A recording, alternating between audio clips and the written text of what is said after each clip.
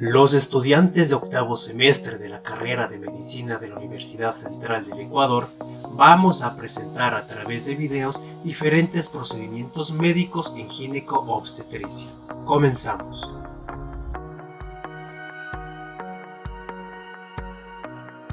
Saludos doctor, saludos compañeros, mi nombre es Paulette Bisuete y el día de hoy les voy a hablar acerca de la técnica de especuloscopía y la toma de muestra para citología cervical.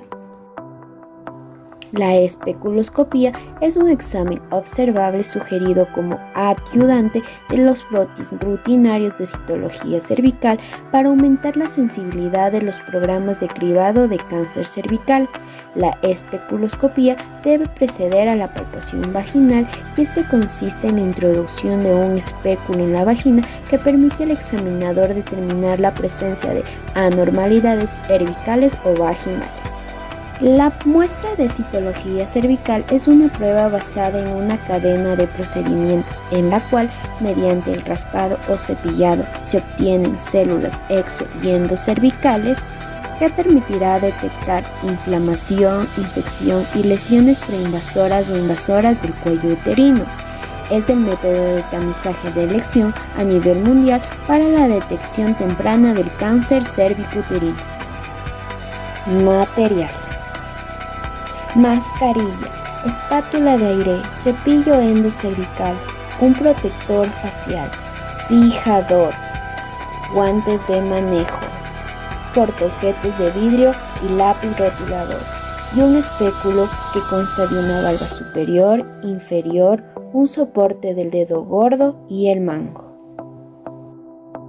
Es importante mencionar que la técnica de citología cervical debe preceder a la práctica del tacto vaginal si se desea obtener una muestra de citología adecuada, puesto que si se lo realiza después, el resultado se encontrará alterado. Es importante, antes de iniciar el procedimiento, lavarse las manos con agua y con jabón siguiendo la técnica correcta de lavado de manos. Es importante explicarle el procedimiento a la paciente y también pedirle que evacúe la vejiga antes del procedimiento para que se relajen los músculos perineales y posteriormente se coloque la bata.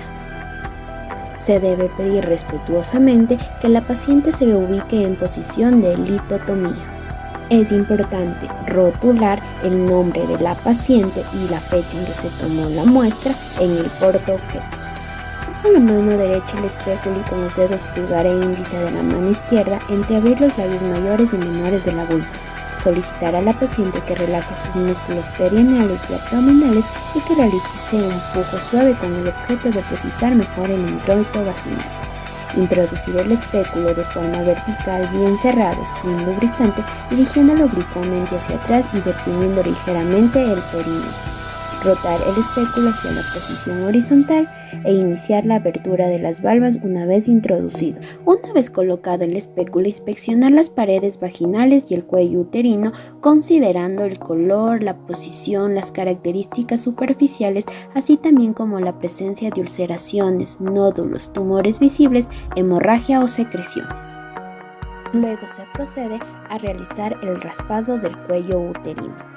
Se debe colocar el extremo más largo de la espátula de aire en el orificio del cuello uterino.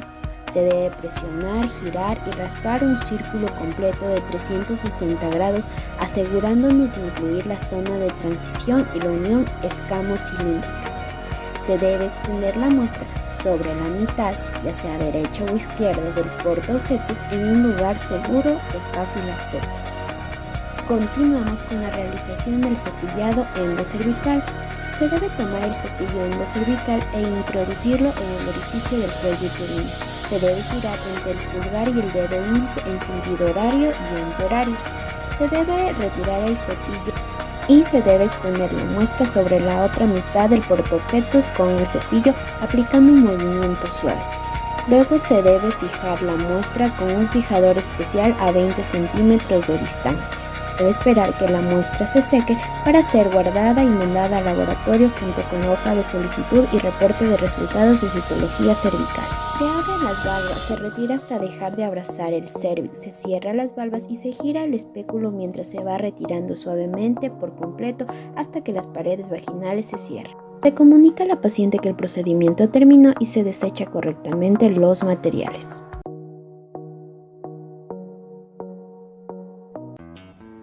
En esta ocasión vamos a realizar la técnica de canalización de vía periférica, para lo cual necesitamos los siguientes materiales: alcohol antiséptico, esparadrapo, tijeras, torundas, gasas, catéter corto, equipo de venoclisis, solución salina o suero fisiológico, equipo de protección personal como guantes, mascarilla, visor y torniquete. Procedemos a realizar el correcto lavado de manos en un lapso de 30 a 45 segundos. A continuación nos colocaremos el equipo de protección personal, que incluye mascarilla, de preferencia N95, visor y guantes de manejo.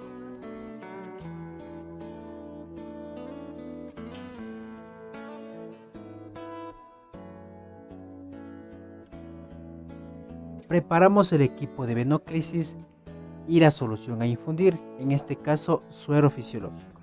Retiramos el capuchón del vástago y conectamos directamente a la solución. Verificamos el goteo en la cámara y con ayuda de la gradilla de control de goteo procedemos a bloquear el paso.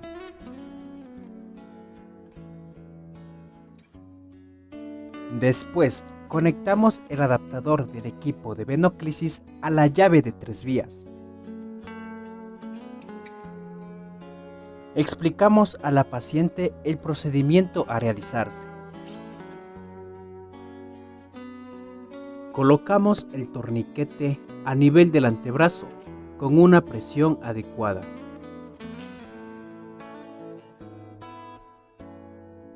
Palpamos y seleccionamos la vena a puncionar.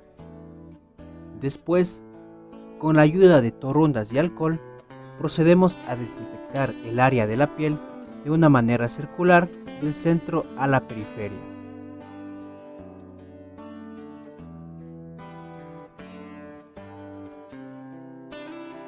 Preparamos el catéter. Retiramos el capuchón.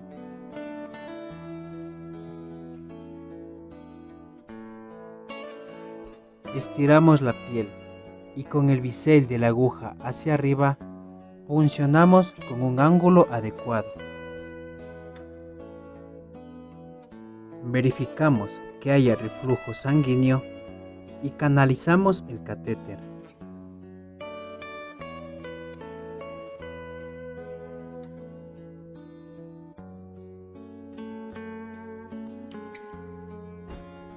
Colocamos una gasa bajo el catéter.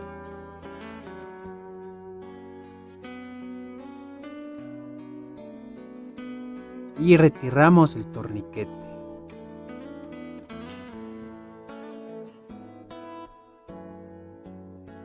Presionamos sobre el catéter para evitar que se salga.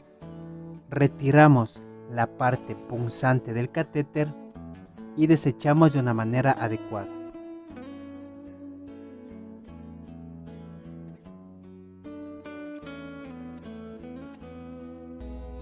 Conectamos el catéter a la solución a infundir.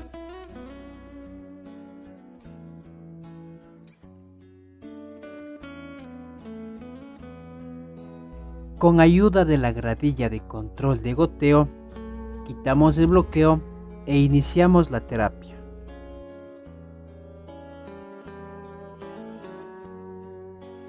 Con la ayuda de gasas y esparadrapo, procedemos a fijar el catéter.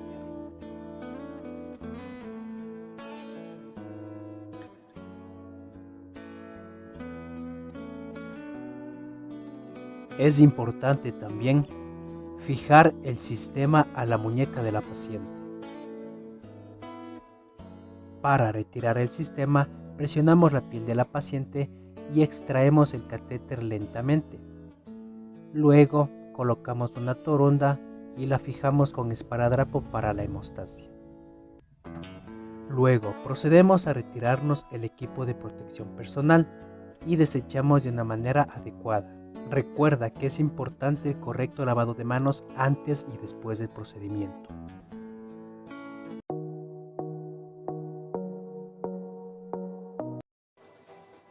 El sondaje vesical es una técnica invasiva que consiste en la introducción de una sonda hasta la vejiga a través del meato urinario, con el fin de establecer una vía de drenaje, ya sea temporal, permanente o intermitente, para fines diagnósticos o terapéuticos.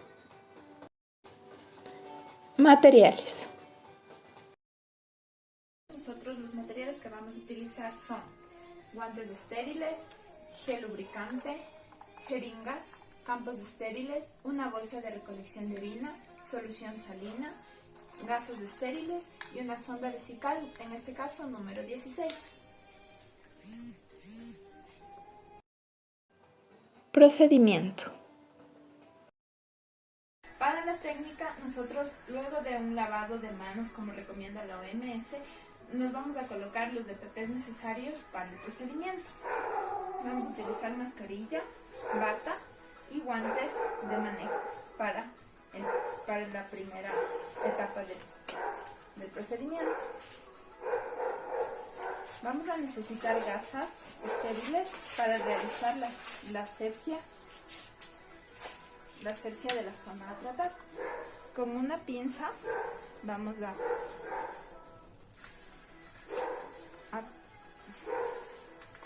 colocar la gasa con solución salina.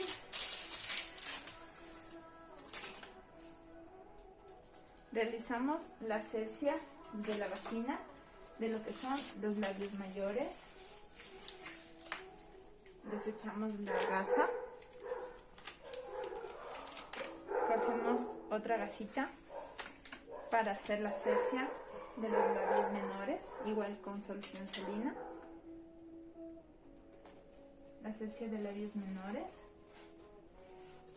y con una gasa limpia.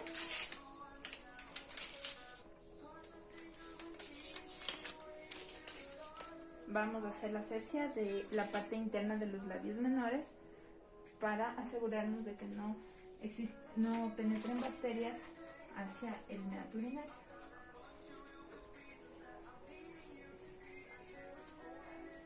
Luego vamos a la parte estéril, donde vamos a utilizar guantes estériles,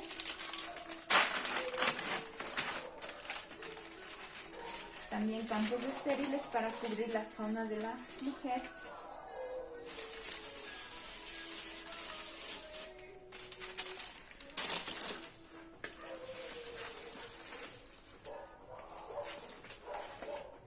los campos vamos a ponerlos cubriendo las partes externas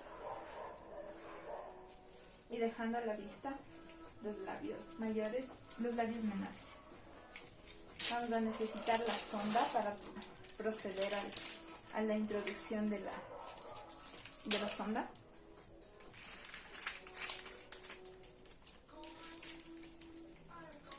Gel lubricante para evitar que haya laceraciones del meato.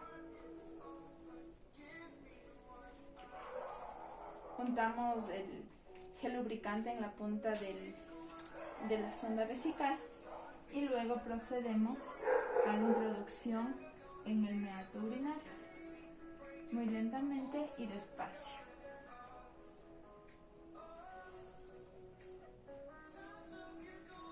Una vez adentro de la sonda, vamos a necesitar una jeringa con 10 cc de solución salina. Con 10 cc de solución salina y vamos a colocar por medio del canal con válvula para poder inflar el balón de autorretención y así evitar que la sonda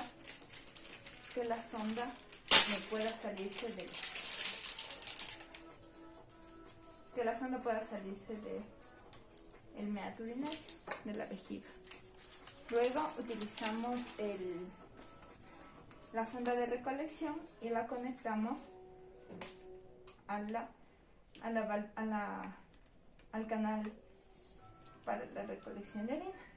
Luego de ello, nosotros vamos a proceder a quitar un campo y a fijar la sonda en el muslo de la paciente.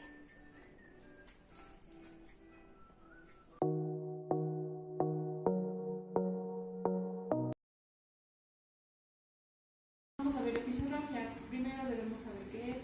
Entonces, como definición tenemos que esta es la reparación de la incisión quirúrgica del perine que se realiza al final del segundo periodo del parto. A continuación, los materiales para realizar la técnica de la episografía son gasas, mascarilla quirúrgica, tijera mayo, pinza anatómica, pinza mosquito, jeringa de 10 ml, lidocaína al 2% sin epinefrina, catgut cromado que vamos a reutilizar y también los guantes quirúrgicos. En antisepsia procedemos a hacer la técnica de la episografía.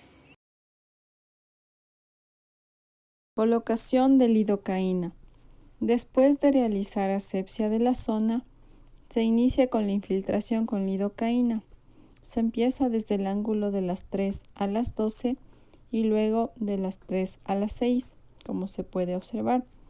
Luego, al otro lado se inicia del ángulo de las 9 de nuevo hacia las 12 y luego hacia abajo, de las 9 otra vez hacia las 6, aspirando e infiltrando. Plano profundo, sutura continua cruzada. Vamos a pasar un punto en el ángulo del desgarro a cada lado, nunca en la parte posterior porque puede estar el recto. De ahí anudamos y dejamos una cola larga que nos va a servir de referencia para la sutura al final para anudar. Continuaremos con puntos continuos cruzados, los cuales son hemostáticos y nos ayudarán controlando el sangrado en la mucosa vaginal. Los puntos se hacen cruzados hasta antes de llegar a las carúnculas. Posteriormente, cuando se llega a las carúnculas, se procede a pasar un punto sin cruzar por detrás de la carúncula izquierda, saliendo al centro de la carúncula izquierda. Después, posteriormente, al centro de la carúncula derecha y se pasa por delante de la carúncula derecha, para que no quede aprisionada por la sutura. Por lo que al terminar las carúnculas, seguimos con el vestíbulo.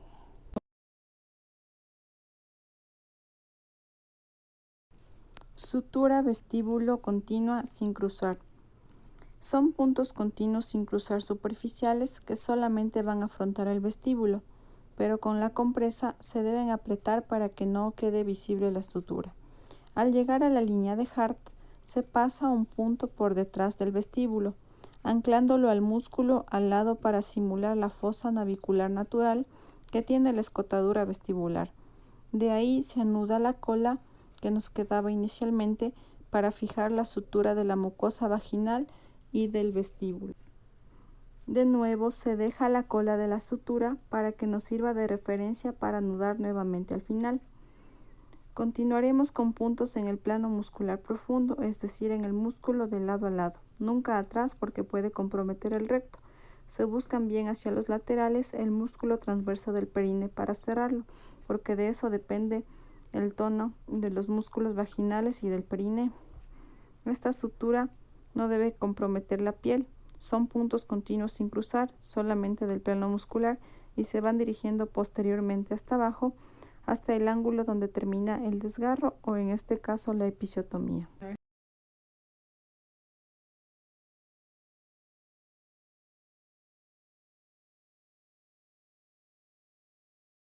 Sutura intradérmica. Al llegar al ángulo de la herida, se sale al borde de la piel para posteriormente continuar con la sutura. Al estar en el ángulo, continuamos con nuestra sutura tipo intradérmica. Se va a hacer puntos en todo el plano muscular superficial. Deben ser profundos a cada lado, pero saliendo al borde sin comprometer la piel para que la paciente no vaya a sentir la sutura albicril, porque puede demorar hasta 45 días en absorberse. De lado a lado. Preferiblemente no introducir los dedos dentro del portaagujas para que nos dé mejor maniobra del portaagujas y la sutura. Al llegar al final, vamos a pasar nuestro último punto en el plano muscular superficial, cerca del vestíbulo interno, y vamos a anudar con la cola que nos quedaba inicialmente. Se debe apretar bien el nudo que no se note, se procede a cortar la cola libre y posteriormente lo invaginamos, introduciendo por el vestíbulo, que salga detrás de las carúnculas para que la cola no sea percibida por la paciente y se corta la sutura.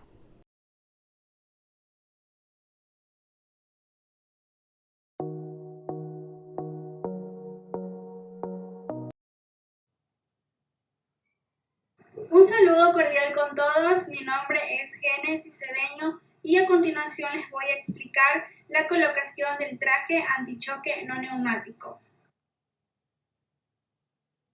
El traje antichoque no neumático es una estrategia validada científicamente que ha sido propuesta por varios organismos internacionales para la atención médica de la paciente obstétrica. Fue desarrollado en 1971 por Ralph Peligra. Para el año 1991 se autorizó su utilización por la FDA, siendo en el 2012 cuando la Organización Mundial de la Salud incluye su utilización en la guía de tratamiento para la hemorragia obstétrica. Respecto a las características y componentes del traje TAN, este tiene un peso aproximado de 3.5 kilogramos, ha sido elaborado en neopreno con uniones de velcro, tiene alta durabilidad y puede ser utilizado hasta en 100 ocasiones. Con respecto a sus componentes, consta de 3. Tiene un componente pélvico, un componente abdominal en el cual se incluye una bola de espuma hule y un componente de tensión y fijación. El mecanismo de acción del traje TAN es ejercer contrapresión circunferencial en los miembros inferiores y en la pelvis. Esto va a incrementar la presión del sistema venoso y va a provocar una derivación de la sangre hacia la circulación central. También va a generar una compresión externa de la vasculatura periférica, especialmente de la uterina. Estos mecanismos van a aumentar la resistencia periférica, la precarga y también el gasto cardíaco. Gracias a lo anterior hay una mejora inmediata de la perfusión de los órganos vitales y también debido a la compresión uterina el sangrado va a disminuir. Las indicaciones del uso para el traje TAN va a estar dirigido a pacientes con hemorragia obstétrica, sea postparto, postcesárea o postaborto, que tengan una pérdida estimada de 750 ml y que cursen con cambios hemodinámicos, como un índice de choque mayor o igual a 0.9, que tengan una frecuencia cardíaca mayor a 100 latidos por minuto y que también cursen con cambios en su presión arterial, ya sea en la sistólica con un valor menor a 90 milímetros de mercurio y una presión arterial media que sea menor de 65 milímetros de mercurio persistente. Según el procedimiento para la colocación del traje TAN, este debe iniciarse por la porción distal. Simultáneamente ambos componentes de cada pierna del 1 al 3, luego el componente pélvico que es el número 4 y finalmente la bola del componente 5 se acopla sobre el cuerpo uterino y se fija con el componente 6. Lo pueden colocar una o dos personas. La presión circunferencial debe ser la mayor posible, excepto la del componente 6 que deberá colocarse sin ejercer demasiada presión. En las pacientes que son de talla baja, puede comenzarse con el componente 2 y se va a doblar el componente 1 sobre el componente 2. Para el retiro del traje TAN se necesita de personal capacitado, que hayan transcurrido 2 horas desde el control de la causa de la hemorragia y que la paciente esté hemodinámicamente estable. También es necesario que se mantengan niveles de hemoglobina que sean mayores a 7.5 gramos sobre decilitro y que el hematocrito sea mayor al 23%. El retiro no se lo debe hacer de forma brusca debido a que hay una alta probabilidad de colapso vascular súbito. Para esto se debe seguir la regla de 20-20-20, es decir, que deben transcurrir 20 minutos entre el retiro de cada nivel para así evaluar el comportamiento de la paciente. Se lo debe retirar de forma distal, aproximal, siguiendo el mismo orden en el que fue colocado.